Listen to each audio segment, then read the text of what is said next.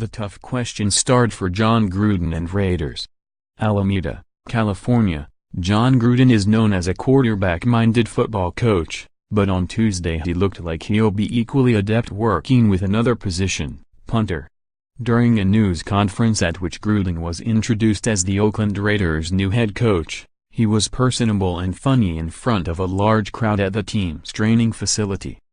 But in the face of delicate questions, Gruden punted, and without the flair of Raiders Hall of Famer Ray Guy. Surely Gruden was prepared for the questions, such as those about his reported contract, a 10-year deal worth $100 million.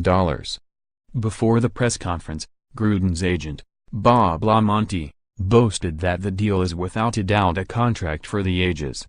More, Energized Jon Gruden embraces second turn with Raiders. More, Jon Gruden back to Raiders. How have NFL coaches fared in Act 2? But Gruden sounded as his agent never bothered to brief him on how exactly millions the coach will be making. "I don't really know the terms," Gruden said, although he did say he would not be getting an ownership stake of the team. "All I know is this year I'm going to be coaching in Oakland and next year I'm going to be coaching in Oakland, and I want to help deliver the best football team we can for the people here in Oakland." Perhaps Gruden should be given a break. Maybe he is used to being the one asking the questions after an 8-plus-year run as an analyst for ESPN's Monday Night Football.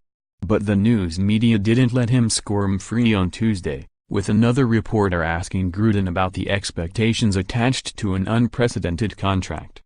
"I know there's a big bullseye on my chest," he said. "There might be people who want to use that as incentive, so be it. I worked for Al Davis in 1998, that was pressure. I was 34 years old. I've dealt with pressure before. I really don't feel pressure." Yet Gruden looked uncomfortable minutes later when asked how he felt about Raiders' plans to move to Las Vegas, with the team expected to be in Las Vegas for the 2020 season. Seated next to Raiders owner Mark Davis, Gruden replied, "Mark can't talk about the move to Las Vegas." Then he added, "I'm a real short-term, goal-oriented coach. Big reason I'm here is my passion for the city of Oakland and this franchise. People in the black hole, if you're out there listening, I can't wait to see you guys. I'd like to fill that place, Oakland Alameda County Coliseum, with Raiders at least 7 or 8 more times. That's all I care about." There was yet more punting when Gruden was asked about Lincoln Kennedy, the former Raider-turned-sideline reporter who speculated that player protests during the national anthem undermined the Raiders during their 6-10 season. "I'm going to look into all that," Gruden said. "Honestly, I'm not aware of any protests. I'm not really aware of that subject at all. So when I gather some information, maybe we can cover it." Then came the follow-up question, how Gruden would he feel if his players protested during the anthem? The punter seemed to be warming up for another boot. But the question was paired with another: could Davis explain why hiring Gruden was a dream come true? Davis happily answered.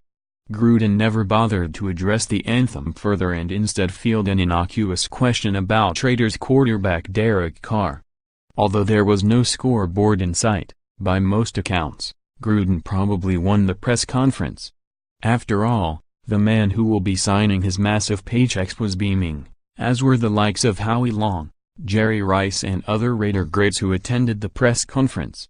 But the Raiders are forking out $100 million for more than a punter, and eventually Gruden should be prepared to answer the tough questions, too.